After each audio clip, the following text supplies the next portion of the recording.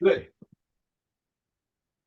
Hey, welcome to Youscovery. I'm your host, David Irwin. Our guest today is actor Steve Bacic, or maybe I should say Steve Bacic, the actor, is our guest. Steve's Croatian made. He grew up in Windsor, Ontario, Canada.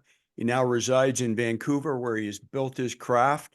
And like everything in life, there's a price of admission, no question about it. But let me take a look at Steve's CV right now and indulge me for a minute because I'm going to read directly from it. It's kind of extensive. So Steve initially pursued a career in academics, earning an honors degree in kinesiology and a minor in math. However, his true passion for film drew him away from that path, and he decided to try his luck in the entertainment industry. And he'll certainly tell us it wasn't luck, it was grind. His talent and dedication have since earned him international recognition, landing roles in popular TV series like NCIS, ER, and CSI Miami. Steve's a versatile actor, equally adept at playing dramatic or comedic roles, as demonstrated in the TV series Andromeda, The Guard, Crash and Burn, and HBO's Big Love and Showtime's Out of Order. He's also made notable appearances on Virgin River and Republic of Doyle. Notable achievements include starring alongside Anthony Hopkins in the feature film Go With Me, sporting There he is right roles. there. All He's right. telling Okay, we're going to zoom in on that if we can in a minute. Okay, yeah. supporting roles in Why We're Killing Gunther with Arnold Schwarzenegger and Wonder with Julia Roberts and Owen Wilson. Additionally, received critical acclaim for his lead role in the indie feature Lemonade. Steve has guest starred on several well-known shows, including Spielberg series The Whispers, Arrow, Aftermath, The 100, and even took a transformative role with heavy prosthetics on Once Upon a Time in Wonderland. One of his breakthrough moments was playing Anna Gunn's husband on the pilot episode of Rita for Bravo. I know somebody will like that name, Rita. Not neglecting his younger audience, Steve also starred as a series regular in his Netflix series Julie and the Phantoms and the children's series Spooksville. This is a funny one, as I know him. Furthermore, he's embraced his softer and romantic side. I like to see that with numerous leading roles on the Hallmark Network. Throughout his career, Steve has remained dedicated to the film industry, constantly honing his craft and extending his creativity behind the camera as well. He's delved into writing, editing, and other aspects of filmmaking, even creating, directing, and executive producing 3 full-length features. You know, when asked for advice to aspiring actors and filmmakers, this is the cool part. Steve emphasizes the importance of not being driven solely by fame or fortune. He believes in immersing oneself in the process of creating and being fully present in each moment and trusting that the outcome will naturally take care of itself. And over the past 3 decades, basically, Steve has amassed an impressive body of work with 160 credits to his name, working tirelessly in Canada and the United States and around the world. His passion and dedication continue to drive him forward in the ever-evolving world of film. So, welcome, Steve, to Youscovery. It's great to have you here, and little doubt there's much to unpack from your long journey to this point. So I'm going to start with an easy question. I like doing that. What makes Steve? First things first, let me just say thank you. You're welcome, man. You're welcome. Yeah, it's been a minute. We've been trying to do this for a while. It's a patience game, and I appreciate your patience and thank you for having me on. Yeah, man. All good. So No, the easy question was, what makes Steve Steve? that's probably the hardest question for any human being. It is. I thought long about it, and it is. And I don't even know how to answer it for myself, but I got you on the camera, and you got to Can I provide use some. that? You said we can free flow a little bit. Can I use that as a bit of a segue? Basically, I've done a bit of coaching and in sort of involuntarily got involved in setting up acting classes. Begrudgingly didn't want to do it because I think most failed actors start teaching. Nothing wrong with it. It's an honorable career teaching, but I have a personal stigma around it. That's my own bias, right? And I don't know if that's a Windsor thing because we tend to be a little bit blue collar, a little bit humble. I certainly came from a very meager beginning and still consider myself, moderately. I'm getting by, but it's a hard life in that respect. But who is Steve? The question when I started acting classes for people, I had to go back over probably about at that point it was about 25 years of information. I reflected back on teachers that were good, that were bad, books I'd read, everything from Uta Hagen, Stella Adler, Sanford Meisner, Stanislavski, Larry Moss, on and on it goes. And one of those things that it's one of those things. I don't know. Windsor for me produced way less bullshit than what I'm used to out west. Really? If that, oh yeah. I mean, the funny thing is, people used to bitch about Toronto, oh Toronto, this and that, like being, everyone's mean. I spent a little bit of time in Toronto, and I honestly think that they're just, from back in the day, they're straight up, so you know exactly what you're getting. When I first moved out to Vancouver, I didn't, I met so many con men. It was incredible, and I'm gullible because my first thing is to trust people. So that's part of who I am, but the reason I make this long answer for who are you is I would tell people as they came in, if they wanted to be an actor, one of these sort of like glancing statements I would make is know who you are, accept who you are, regardless, and then decide whether or not you want to share who you are. And if you want to be an actor, all three of those things are very necessary. And then I just leave it at that. Then I created like a 4-step process. And then for various reasons, one was I was busy too. I lost my studio for just space. I just sort of stopped teaching and got on with stuff I had to take care of in my personal life. But then I've had people come back at me and ask me about doing it and start coaching again. But in reflection, I go, wait a minute, that aspect, know who you are, accept who you are, and share who you are. Most people are on autopilot and they have no clue who they are. They're just a series of habits, behaviors, beliefs that they haven't even examined. Most of us are operating in a sort of trance-like state where our consciousness wakes up once in a while, but really, as soon as we try to make a change, we shift. There's a reflex in our body, we get sick, we have a thought, and we go back to autopilot. We go back to treating the people we know, the situations we know, we drive to work, whatever, all in the same way. And it's interesting because as an actor, people go, how do you play a character? Well, how do you play a character? How do you play a character if you don't even know who you are? So I think it's important for us as human beings to know who you are. But most of us do not examine that from a lens that is non-judgmental, that is open, and realizing that you literally we have created our own personas, but usually we're not the ones that crafted it.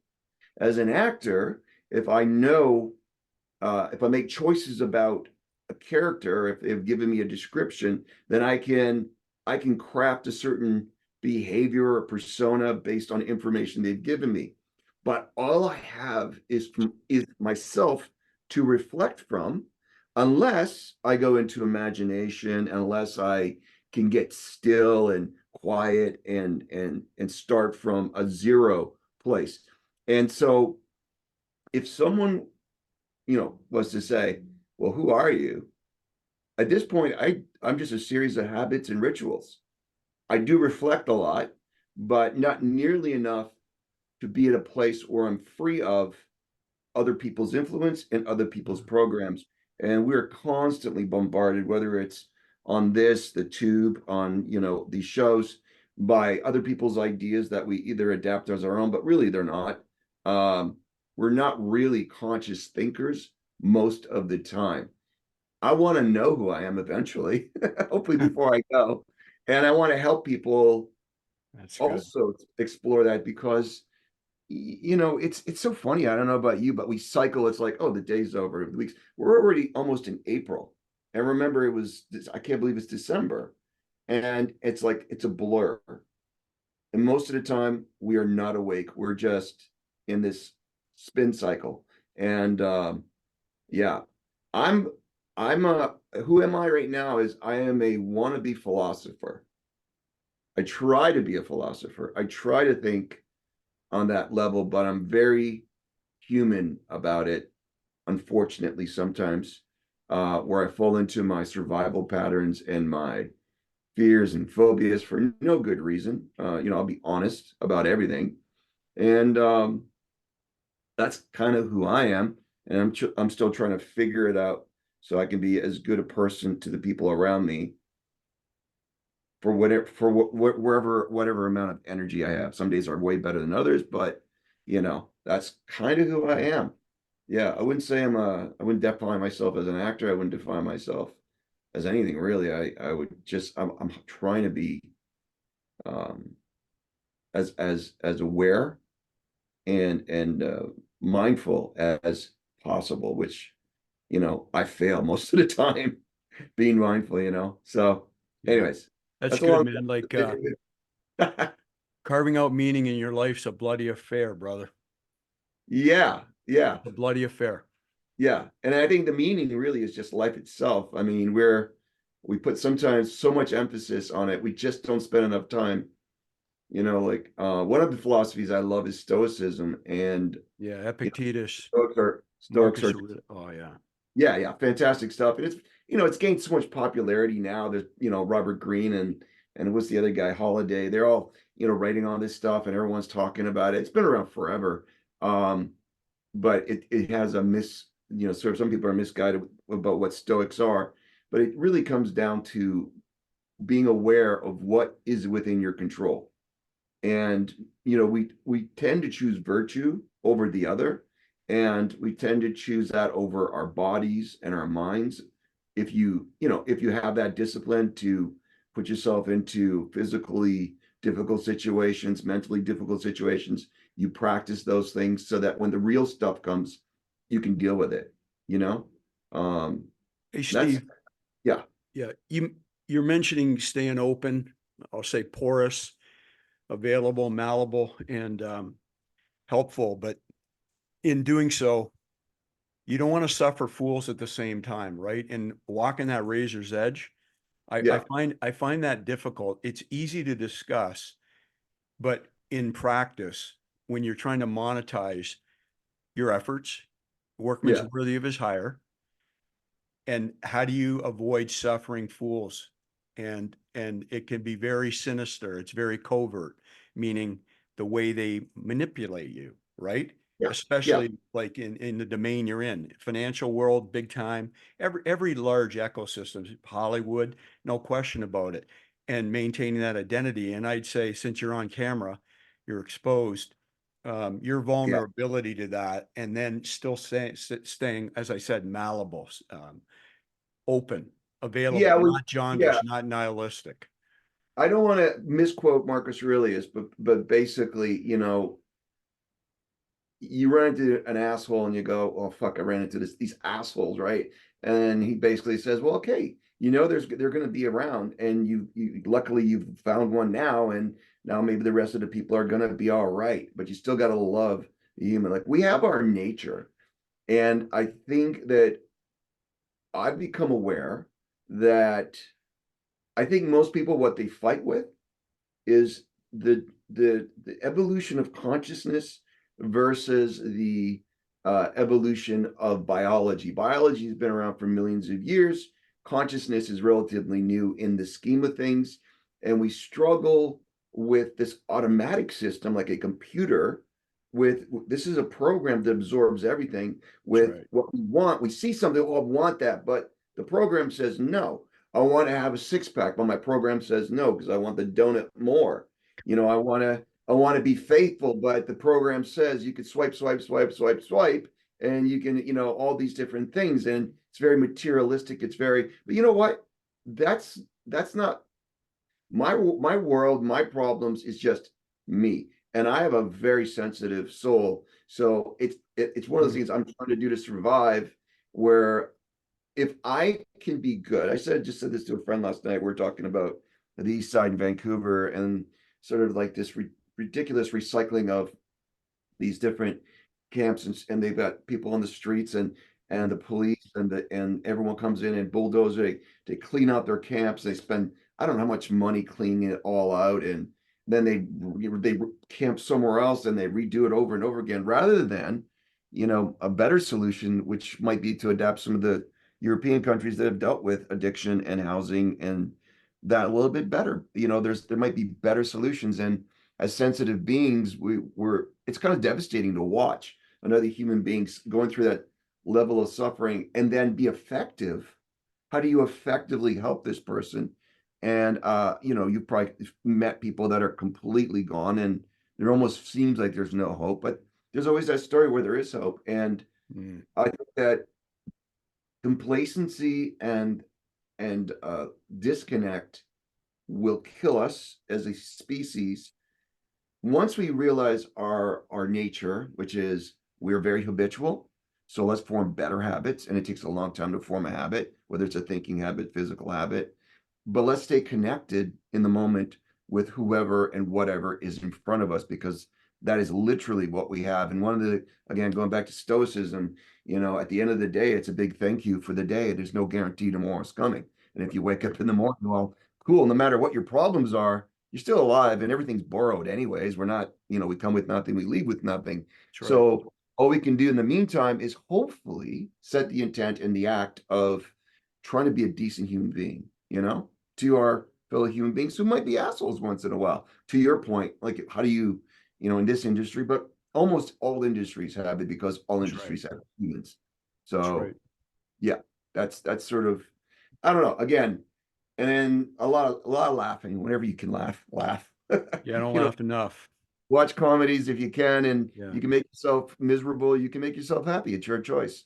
You know, Yeah. people die, and you go, you know, I need to be sad, or I need to, you know, you can go through your, you know, sadness. You can go through your stuff, but you know, you don't have to make it about you. That's right. You can make it That's right. about, yeah, you lost something, but it wasn't yours. You had Right. you had time. Like again, it's just a different way to approach it. And you know, it's easy for me to say. I mean, when I'm on the road, I miss my kids so much. And even though they're adults, I feel like I'm so connected to them. I know it's hard to imagine losing one of them, but you know, that's why it's so important to be present with the people you love so you don't have regret when they're gone, or you That's enjoy right. your job, whatever you're doing, because we have a tendency to want to always be somewhere else. That's You know, right. I'm working a film right now. It's the same thing. It's like the lead up is the best part. And then once you're working, you're like, oh, you know, you always got something to sort of bitch about. But anyway, it's just being human, you know. I don't know if that makes Solid. any I sense at all. I like where this is going. Yeah. This seems maybe like I'm going backwards on it, but how did you begin to galvanize your vision for, you know, your art right now? Like you did the transition a long time ago. Can you back it up? Walk us back on that? You mean to how I Shift. approach the craft, or the business? Well, the business you left, you were HK, you were a math minor, Yeah. you were going to go Yeah. maybe teaching or something academic, and then you shifted over to entertainment. Yeah, So, actually I actually became an entrepreneur. I worked for Professor Thomas as an ergonomic consultant right out of the university. Originally, I thought I was going to go into some form of therapy and then probably do coaching on the side because athletics was always a big part of my life. And you know, I still regret not going into coaching. I wish I had. One of the downsides of what I do in my business is you're on the calendar all year round except over Christmas, where you know you may not have an audition or a booking. mhm, And that is one of my greatest regrets, that I was at the mercy of this and that I did not have enough confidence or power to go, you know what, I'm going to go live my life and I'll figure it out. So my first loves were athletics. And then when I realized I couldn't go pro in basketball or anything else, which is where I thought I was going to go, at least get a scholarship, but I didn't. I broke my nose later in my, I think it was 18 or so. So that kind of got rid of any, couldn't even play university ball. But the funny thing is I hadn't played for years, and I was out at UBC when I came here, and I was probably near 30, and they were playing pickup ball. And I was just shooting, and I went in and started playing. And I was doing my thing, man. I was playing good, and found out these are the guys from the Thunderbirds. Like they actually played for the university team, and me as an older guy was holding my own against them, which was nice. it is Nice good. that I could still move around. But I went from Kines. to consulting. I didn't want to go spend the money on another 2 years of school. And Professor Thomas offered me a job, and then I met someone who wanted to start a business in the auto trade. It wasn't had nothing to do with film or my degree. It had to do with buying a franchise. And then I figured out how to buy a house in Windsor, and then I figured out how to buy another one. And I thought, oh, that'd be cool. Maybe I'll, buy a couple of properties a year and maybe become a slumlord. Who knows? You Yep. never know. That could happen. And then I got a call from somebody who wanted to do a road trip, and it was just the right timing. I was bored already at 25, and I thought, well, I don't ever want to leave Windsor, but I do want to see Canada, right? And here's an opportunity for a few weeks drive across the country, and ended up seeing being in Vancouver. And I still remember going over the Granville Street Bridge and the rain. It's kind of like today, it's raining and gray, and thinking to myself, what the hell is this thing? It's like felt so foreign to me, so used to Windsor and the Yep. flat ground and seeing mountains. And anyways, I saw a couple of film sets. I'm like, hey, they're shooting 21 Jump Street. Back in the day, it was 21 Jump Street and Booker and Wise Guy and all that. And then yeah, it was one of those things that kind of opened up in me, and I decided to come back. And I was planning on going to LA, but I stayed in Vancouver.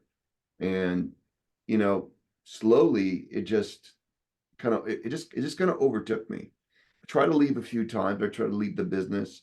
I remember this one article. I said, if I don't make it in 5 years, I'm going to come back to Windsor because I miss my family and all that stuff. But then, eventually I established myself in Vancouver, made some roots, had some kids, and it's hard to leave. And it's now my kids are older, and we're just kind of, it's actually, I do appreciate Vancouver so much more than in the earlier years. It's a wonderful city. The nature is amazing, and I'm just trying to convince my family to come out here.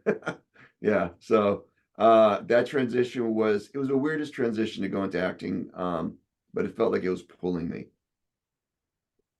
So and actually as the math aspect of my mind, I'm dyslexic, so but what I could do is I could see things like visually, where I could connect formulas, and I did very well in algebra. I don't know why, because most of the times I would see things on the page backwards, but I was able to take ideas and theories and connect them.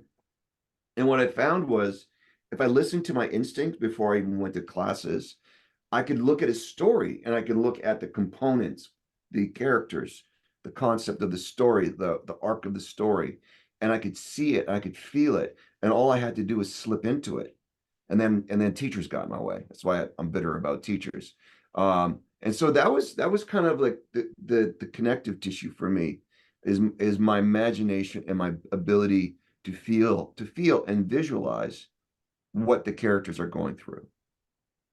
So I It's- think that's why this feels like the natural fit for why I'm here.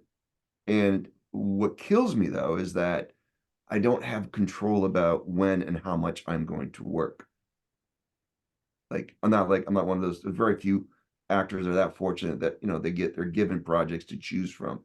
I don't know if I'll ever be at that stage. I mean, I was at that stage for a little while with in terms of TV series. I had a couple of TV series that I was working on, but yeah, that was about 15 years ago, and it was everything was kind of popping, but there's some bad decisions made, not necessarily by me, but everything kind of pittered, and then there's always a strike, and then you lose your momentum. Even recently, COVID took me out of great series of movies I was supposed to do, but they couldn't do because of COVID, and then there was a strike, and now we're finally up and running. So who knows? I have no idea, you know. It's, it sounds like you ascribe to amore fati.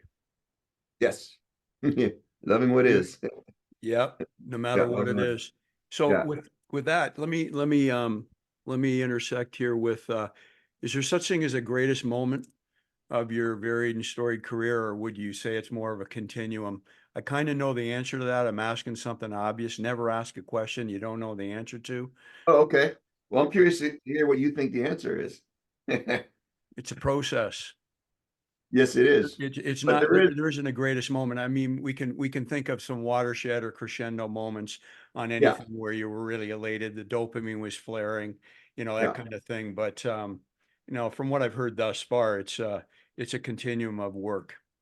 It's yeah, there's always it's and it so amazes me when I step out of myself to go, you idiot, what are you doing? Like get control of the flow of emotion. And it's like I love the fact that we're emotional creatures. I don't love it when the mind and the storytelling goes in this dark way because uh, we're actually just trying to keep ourselves safe, right? That's why we do these dark stories versus the happy stories. But we're not like, out in the wilderness anymore. We're not in danger anymore. But we do it socially, we do it monetarily, we do all these things. And so yeah, having faith in process and falling in love with the idea that there's I can't remember who said it, but there's this great line. The magic in your life you're looking for is in the work you're avoiding. And that's it. Even I was on set a couple of days ago, and one of the actors, she's been around too for a bit, and she's got kids, and she's talking about how she doesn't even look, really doesn't do the work, doesn't really look at the lines anymore, blah, blah, blah. It's kind of that attitude of, to me, it's disrespectful. And I was there, and I have to force myself not to be disrespectful to them because there was a writer who wrote it. I don't care how judgmental we are on whether it's good or bad. There's a process, and um there's a bunch of people that are necessary to get us to a place where we're on set and there's a camera pointed at you. And to be so disrespectful to that shouldn't be in the business. You should just go have a, whatever you want to go do your community theater, do whatever. I don't know, but I think that there has to be a level of respect to the grind. To, if you're practicing jujitsu, you don't just choke someone out. You drill that maybe thousands of hours before you don't have to think about it. That's right. Unless you're really gifted. Same with dancing, same with basketball. You watch Steph Curry, he'll drill before the game 45 minutes to an hour and a half. You watch NFL guys, they drill and stretch and they go through their progressions hours before. It isn't just, oh, I want success now, which is, everyone today, I think the huge problem we have right now is everybody wants it now, instantaneously. Everyone says, oh, I got ADHD. No, you practice non-focus. That's what you got. You practice non-focus. It's click So right life. yeah. So if you understand, like now, if I was to coach something, like I've had people I wanted to mentor, but they don't show me enough dedication. Mm. If they're not willing to put in hours for no reason to read a script and to summarize a script and look at all the different characters and have an intelligent conversation with me about it, a creative conversation about it, and to feel the joy in that grind, Yeah, right. which I'm guilty of too. Like, trust me, I've had times like, oh, I can't believe I got to read this because it's so painful sometimes. And that's when it becomes painful, when you have that wrong attitude.